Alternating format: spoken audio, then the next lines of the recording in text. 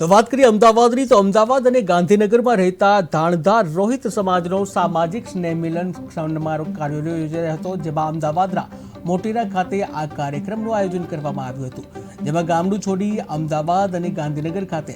નોકરી ધંધા અર્થે સ્થાયી થયેલા રોહિત સમાજના લોકો મોટી સંખ્યામાં ઉપસ્થિત રહ્યા હતા, જેમાં સ્નેહ મિલન સમારોહનો મુખ્ય ઉદ્દેશ્ય સામાજિક એકતા સુદૃઢ બને અને એકબીજાનો પરિચય કેળવી પરસ્પરની ભાવના મજબૂત કરવાનો હોય તેવો થાય છે। ત્યારે સમાજના પુખ્ત વયના સર્વે શિક્ષિત લોકો એકબીજાનો પરિચય મેળવી ભાવિ વિકાસનું આયોજન કરી શકે, સંગઠન શક્તિ મજબૂત બનાવી એકબીજાના ધંધાના ક્ષેત્રોને ઉપયોગી થવાનો ભાવ મજબૂત બને અને શિક્ષણ તેમજ રોજગારી, માર્ગદર્શન અને સહયોગની ભાવનાથી સમાજના જરૂરિયાતમંદોને વિકાસનો વેગ મળે તેવા આશયથી આ કાર્યક્રમનું આયોજન કરવામાં આવ્યું હતું, જે અમદાવાદમાં ધાણધાર રોહિત સમાજનો સ્નેહ મિલન સમારોહ યોજાયો હતો। ત્યારે આ કાર્યક્રમમાં